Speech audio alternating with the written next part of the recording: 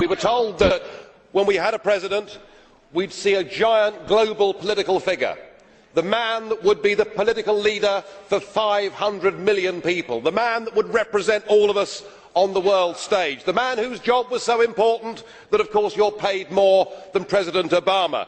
Well, I'm afraid what we got was you.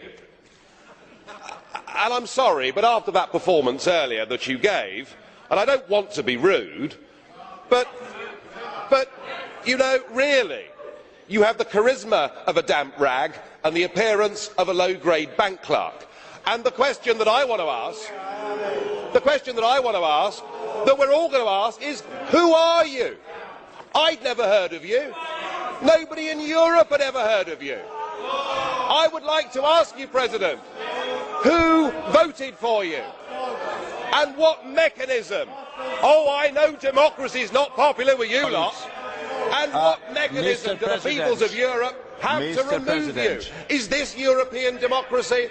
Well, I sense, though, that you're competent and capable and dangerous, and I have no doubt that it's your intention to be the quiet assassin of European democracy and of the European nation states. You appear to have a loathing for the very concept of the existence of nation states. Perhaps that's because you come from Belgium, which of course is pretty much a non-country. But since you took over, we've seen Greece reduced to nothing more than a protectorate.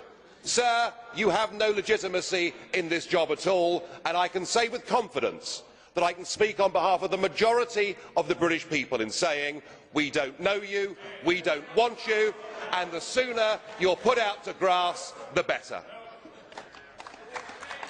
Well, as you said, Mr. President, you wouldn't like to be rude, and I prefer to go ahead with this statement. I'm very disappointed with you, President Buzek. It is not acceptable that in this Parliament a group chairman not only criticises the President of the Council, but calls him a wet rag.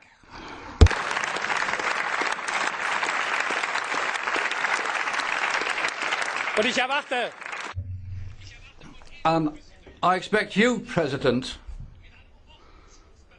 to call this person to order. It's not right that this man should be able to trample over the dignity of this House. And Joseph Dole, it's not just a case of getting or allowing the UK to leave the EU. It'd be better for Mr Farage to resign if the European Union and the European Parliament are such bad things in his eyes. Thank you, President. Just as I have said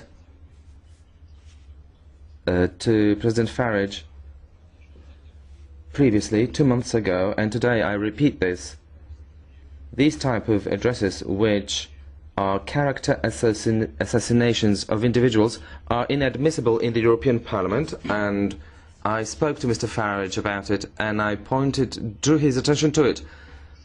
Mr Schulz, I'd like to say that this is how I work, and that's my way of going about it.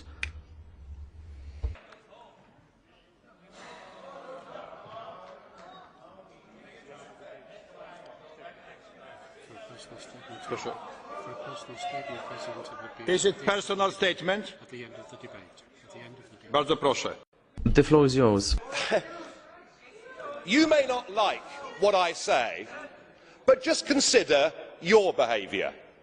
You, after the Irish people in a referendum voted no, said that our group had opened, by supporting the no vote, that we'd opened the door to fascism. You said that we had behaved as a group in the Parliament like Hitler and the Nazis in the Reichstag.